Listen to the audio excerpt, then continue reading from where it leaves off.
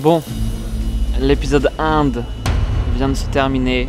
Je suis actuellement à Mumbai, à l'aéroport, en direction de Sihanoukville. On est au port du Deltin, on va aller jouer. Il est là-bas, derrière ce bateau. On va aller play une petite game. Il est 6h moins le quart du mat. On va aller jouer, on va aller voir ce que ça donne les gars. Et on se retrouve directement sur les tables.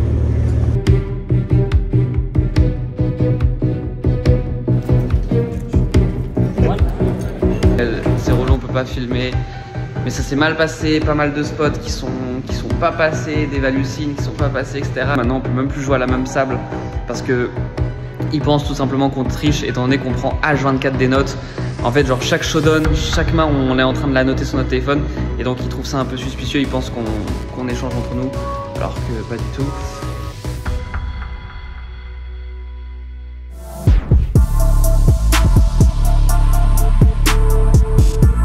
Ça s'est pas très bien passé en soi sur les tables en Inde. On a fait un shoot en plus sur de la 5-10, même si c'était de la 6-12, quelque chose comme ça. Bref, rien de bien tragique. Mais bon, quand même, ça met un petit coup à la bankroll. On a plus que 3500 $.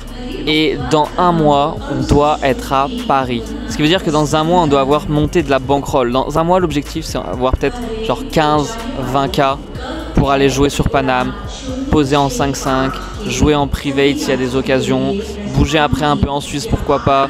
Il y a pas mal de monde à chaque fois qui me dit qu'il faut que je vienne en Suisse, donc pourquoi pas, ce serait maintenant. Également Namur, vous avez été nombreux quand Baki avait fait le challenge de dire viens en France, viens en France. Ça avait été très casse-couille avec les casinos qui nous refusaient. Je vais ask, je vais demander s'ils peuvent percevoir de la value à promouvoir leur room ou non. Et on verra, et en fonction de ça, on verra si je peux filmer ou non. Bref les gars, on se retrouve très vite à Sihanoukville.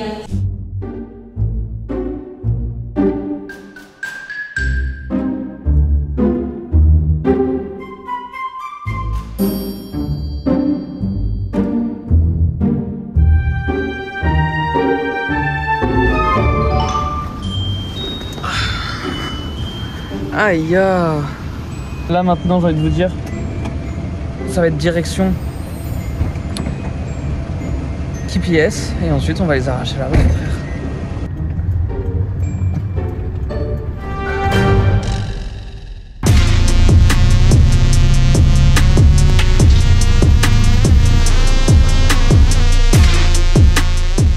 On arrive à nouveau dans ce casino où on avait déjà joué juste avant de partir en Inde. Et rapidement, je vais perdre un pot avec un roi dame, je vais toucher un flush draw flop, tout va partir et malheureusement, on va pas le toucher. Donc le début de session commence extrêmement mal, on est déjà à moins 300 et rapidement à la suite de ça, je vais découvrir un dame valet suité en bébé. Et il y a deux joueurs qui call, dont un que j'ai nommé œil cassé. On arrive sur un flop roi dame 4 avec un tirage couleur, je check et les deux autres joueurs check. On n'a pas de value ici à prendre, on va préférer tout simplement check, potentiellement call ou fold directement. Turn, ça tombe un roi qui est plutôt une carte intéressante parce que maintenant, si de temps en temps ils avaient check des rois au flop, eh bien ils en ont encore moins sur le set turn. Pour autant, je préfère check étant donné que c'est des joueurs qui sont plutôt agressifs de la force et donc je pense faire plus d'argent en checkant plutôt qu'en misant ma dame parce que dans tous les cas, s'ils ont une dame, ils vont commencer à la miser, s'ils ont des draws également et donc je crée plus de choses en checkant plutôt qu'en misant. Pour ces raisons-là, je check et il y a notre ami œil cassé au cutoff qui mise à 20 $. Je call, je vois pas l'intérêt à raise, je préfère garder ses bluffs et on arrive sur une river qui a un set qui fait rentrer la flush. Je check, il mise 30 $, je vois très peu de flush. Pour autant, il peut avoir des mains comme dame 10, dame 9, même potentiellement des 10-10, 9-9 qui jouent de cette façon. Et donc pour ces raisons-là, je prends l'option de raise, pas très cher parce que j'ai pas non plus envie de me value cut, même si dans ce scénario c'est assez dur de se value cut au vu de la line qu'il a pris et des sizing qu'il utilise. Je raise 70, il call et il me retourne 8 et 5 pour la flush. Ok, plutôt intéressant, je voyais pas trop de mains jouer comme ça, mais je vais prendre la note, on va voir comment on peut l'utiliser par la suite. Quelques mains plus tard, je me retrouve avec un stack de 200 $, j'ai As-Roi, je limp, il y a la Russe qui me relance à 20 $, il y a deux joueurs qui call, il y a déjà 60 $ au milieu, on a As-Roi off, on est très content de pouvoir mettre tout au milieu, je fais all-in, elle call rapidement et là le dernier joueur à parler, que je nomme aigu parce qu'à chaque fois qu'il parle, il a une voix hyper aiguë, finit par call également et retourne paire de 10 et il retourne As-4 suité. Call As-4 suité, 66 blindes, c'est plutôt cool et c'est plutôt bon pour nos affaires. Bon, On est en flip, entre guillemets, faut que ça passe et arrive un flop Dame, Dame, 7 avec le tirage couleur du As-4. C'est pas très bon signe parce que maintenant on joue plus que 2 rois et 2 As. Turn, ça tombe un 8, malheureusement toujours pas bon pour nos affaires. Et river, il y a la flush de aigu qui rentre et donc il gagne ce pot à 600 $. Bref, de notre côté, on est à moins 600. On rajoute à nouveau 300 $ et on repart. Et on n'a pas le temps de souffler que je vais découvrir une belle paire de 10. Il y a un Mississippi à 6 $ au bouton. Ce qui veut dire que maintenant, ça va être le joueur en small blind à parler en premier, ensuite bébé et après ça finira par le joueur au bouton. Ce qui veut dire que de base on a 300 $, ce qui représente 100 blindes. Mais étant donné que maintenant il y a un Mississippi à 6 $, on n'a plus que 50 blindes. Pour ces raisons-là, avec ma paire de 10, je vais juste compléter en bébé. Il y a le joueur au cutoff qui relance à 40 $, ce qui fait environ 7-8 blindes. Bon, on a 50 blindes, paire de 10. Je me vois pas call, ça va très mal jouer post-flop. Et également, je vais avoir de la FE aussi pré-flop. Pour ces raisons-là, je fais directement tapis pour mes 300 $ avec mes 50 blindes. Il call très rapidement, il a As-Roi off. On est en flip, faut que ça tienne. On est assez content de voir As-Roi off. En plus, il m'a dit juste avant qu'il avait les As, ce bâtard. Mais il a As-Roi off. On arrive sur un flop plutôt safe. Il n'y a pas d'As, pas de Roi. Turn, ça tombe un 7. Et river, please, faut pas d'As, pas de Roi. Et river, ça tombe un 9. On gagne ce coup, ça fait plutôt plaisir. On passe ce deuxième flip et on est seulement à moins 300 $. On gagne des petits pots et à la suite de ça, je vais découvrir paire de 9. Je relance à 20 $ et je suis call par la russe et également œil cassé. On tombe sur un flop plutôt sexy, As 9 3. Les deux joueurs check et étant donné que je les vois très agressifs, je préfère check pour potentiellement parpaing et prendre beaucoup plus plutôt que si je fais bet, je vais faire fold trop d'As-X et donc je préfère jouer cette line en check pour envoyer des parpaings sur les turn et river. Pour ces raisons-là, je check. Turn, ça tombe un 4 qui ouvre un flush draw. La russe mise à 40 $. Notre ami œil cassé fold. Ça arrive jusqu'à nous. Bon, on est plutôt content. Je relance directement à 100 $ en value. Emery raise à 340 $. Bon, là, je suis en train de me dire, ok, incroyable. Elle doit avoir fait brelan ou double paire. Pas de raison de call. Il me reste 240, quelque chose comme ça derrière. Je fais all-in pour mes 580 $. Elle snap call et elle me dit qu'elle est drawing dead. Elle jette ses cartes dans le muck, littéralement. Donc, ce qui veut dire qu'elle n'a même pas brelan, qu'elle n'a pas double paire. Les seules mains qui font sens, ce serait une main comme As-Roi peut-être, qui a just call pré-flop, As-Dame, qui aurait joué de cette façon-là. Bref, c'est plutôt cool. On passe à 1200 $ de stack, soit plus 300 $. On est en train de faire les montagnes russes. On est descendu à moins 600. Maintenant, on est à plus 300, ce qui est plutôt une belle remontée. Quelques mains plus tard, je vais découvrir As-10 suité en small blind. Il y a le joueur au cutoff aigu qui ISO à 13 $. Il y a call au bouton. C'est un sizing plutôt weak. Pour autant, je ne vais pas avoir de FE et je préfère call. Et il y a 3 autres joueurs qui call. On se retrouve donc à 12 sur un flop 10-9-3 avec un tirage couleur. Je check et littéralement toute la table check. On tombe sur la turn qui est un 2 qui ouvre mon flush draw. Donc maintenant on a top pair plus flush draw, ce qui est plutôt cool. Je mise 50 $ en value. J'estime que toutes les doubles paires, les brelans auraient énormément misé au flop, donc on est plutôt serein. En plus de ça, le 2 connecte très peu. Je mise 50 $ et on est call 2 fois. River tombe un As qui est plutôt cool. Ça peut connecter avec des mains comme As-4, As-5, également des As-X du tirage couleur du flop. Et donc pour ces raisons-là, je mise vraiment très small, je mise 80 $ dans un pot qui doit faire aux alentours des 220. Je veux vraiment pas faire fold cette partie de range-là et je suis call par les deux joueurs. Bon, je vous avoue que quand je suis call par les deux joueurs, je me dis que je suis quand même pas trop mal. Je retourne mon As-10, le joueur en bébé muck et le joueur au bouton me retourne 4 et 5. Bon, ça fait un peu chier parce qu'on avait une main qui a fait que s'améliorer en équité. On fait top pair, top kicker, on touche notre flush draw et après on fait double paire. Malheureusement, c'est le jeu. À la suite de ça, je vais découvrir paire de 8 que je vais isoler contre deux joueurs, dont notamment œil cassé. Et on va se retrouver sur un flop As-6-5 Rainbow. Et ce fameux joueur décide de prendre l'initiative et de miser 60 $. L'autre joueur fold, ça arrive jusqu'à moi. Et je vous avoue que ici, ça me paraît très bizarre son donk. On est contre un joueur qui est très agressif. Il y a très peu de values qui font sens. Typiquement, j'estime que As-9, As-10, il n'irait pas les miser. Donc, il représente peut-être 5-5, 5-5, 6-6, As-5, As-6. Et encore, ça fait peu de combos. J'estime que je peux call une fois pour aviser sur les turns et je pense qu'il va pas mal se calmer. Pour ces raisons-là, je call. Turn, ça tombe un As, il check. Ce qui est plutôt cool parce que j'estime que il give up pas mal de bluffs sur cette turn étant donné que je représente beaucoup l'As. Je vois pas d'intérêt à miser, je préfère check. Et river, on arrive sur un 5.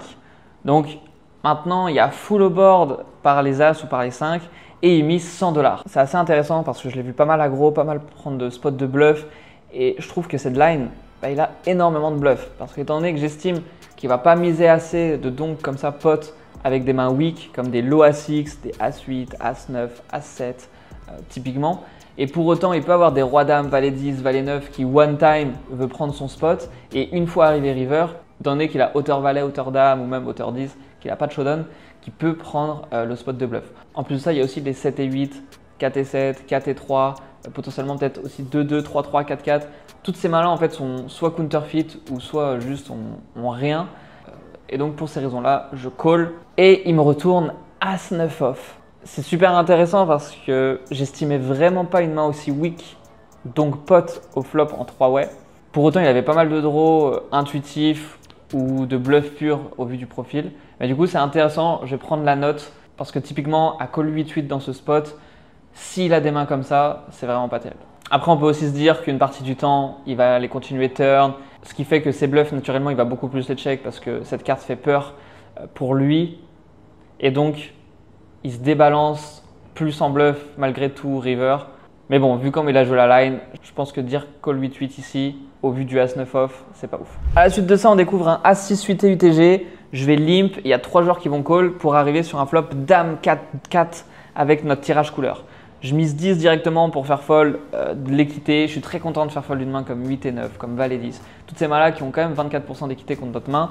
Donc je bet 10, il y a le joueur en bébé aigu qui call. On se retrouve donc en heads up sur la turn qui est un 3 qui fait rentrer notre flush. Et il mise 20 $. Il reprend l'initiative. Bon, je préfère call, le laisser continuer. Dans tous les cas, s'il a flush, on va lui prendre énormément. Donc, je call. En plus de ça, il peut avoir touché full. River, ça tombe un 7 et il mise 50 $. Ce qui est quand même un sizing assez big. Pour autant, on a quand même notre flush. Il a beaucoup de flush inférieurs. De temps en temps, il va avoir touché full.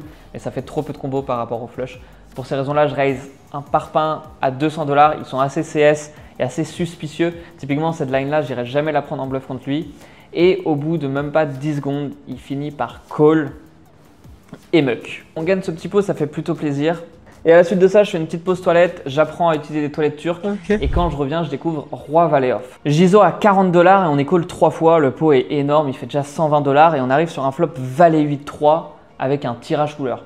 Incroyable, on fait une top pair dans tout ce beau monde. Je mise 100 $ en value directement et mon voisin de gauche que je ne connais absolument pas fait all-in pour 330 $. Bon, je réfléchis à sa range. Il peut avoir des petits 3-3, même si je pense qu'il peut quand même en fold d'une partie pré-flop. Il y a des 8-8, il peut avoir des valets 8, mais s'il a des valets 8, il a des valets 9, valet 10, dame valet. Donc il a pas mal de value cut. Je pense que je le vois mal call un valet, parce que quand il call son valet, en fait, il n'a pas assez de profondeur derrière. Il lui reste plus que 200 balles derrière, donc dans un pot qui fait 300. Donc il va beaucoup plus jam, étant donné qu'il est short stack. S'il avait un K5, 2K, ça aurait été différent. Et donc pour ces raisons-là, il peut avoir pas mal de value cut qu'on domine. Également, il peut avoir des dames 10, des dames 9, des 9 et 10, des flush draw, de temps en temps, des random N, on ne sait pas pourquoi. Bref, pour toutes ces raisons-là, j'ai 200 à mettre dans un pot qui va faire 600. Il faut que j'ai 33% d'équité contre sa range, je pense que je les ai. Pour ces raisons-là, je call et le frérot me retourne As-Dame off. Bon, bah, quand je vois ça, je me dis putain, incroyable, les tables sont vraiment toujours aussi magnifiques. On a juste à prier, pas d'as, pas de dame, c'est tout et on est Gucci, on gagne ce pot énorme. Turn, ça tombe à un 9, il y a la flush qui rentre et mauvaise nouvelle, c'est qu'il a flush draw maintenant. Ce qui veut dire qu'il joue les dames, les as et le flush draw. Ça fait beaucoup de cartes, ça fait vraiment beaucoup de cartes. Il appelle la river, il la regarde tout doucement et là, il fait flush. Fin du suspense, le 7 et il fait flush river runner runner. Ça fait partie du game, c'est dommage qu'on serait monté énorme sur la cesse. On perd ce pot, on est à moins 100 du coup sur la session jusqu'à ce que le dealer nous serve un As-Valet off. Jizo à 20 $ et il y a 3 joueurs qui me payent. On arrive sur un flop Dame-Dame 9 avec un tirage couleur. Tout le monde check. Turn, ça tombe un 4 et il y a la couleur qui rentre, à savoir que nous on a l'As. Et il y a le joueur que j'appelle le TikToker parce qu'il était en train de faire un live TikTok pendant qu'on jouait, qui mise 60 $ dans un pot qui en fait 80. Je réfléchis à sa range, il y a des dames, il y a des flushs, il y a aussi pas mal de draws, roi valet, valet 10, qui peuvent bet ce sizing. Il peut aussi avoir tout simplement des trash parce que c'est plutôt un joueur agressif. Il est là pour faire entre guillemets le show, il montre pas mal de bluffs, etc. Parce que tout simplement il est en live, il a envie d'impressionner les copains. Donc bref, pour toutes ces raisons-là, je vois quand même pas mal de mains weak dans sa range. Attention, il y a aussi des mains fortes. On a l'As de trèfle, ce qui est plutôt cool parce que quand on touche, on va pouvoir prendre un peu. Donc directement, on n'a pas les cotes. Pour autant, quand on va faire notre fort flush, on va pouvoir prendre à la partie de sa range sur les rois X et valet X de trèfle. Donc je call. River, ça tombe à un 3, une brique totale. Et là, il bet 120 $. Bon, quelle histoire t'essayes de me raconter, fraté? Il bet 120 $. Le pot fait aux alentours des 200 $, il mise 120 et honnêtement, quand il fait ce sizing là, j'arrive pas à voir ce qu'il représente. Parce que s'il a flush, il va continuer à envoyer des parpaings.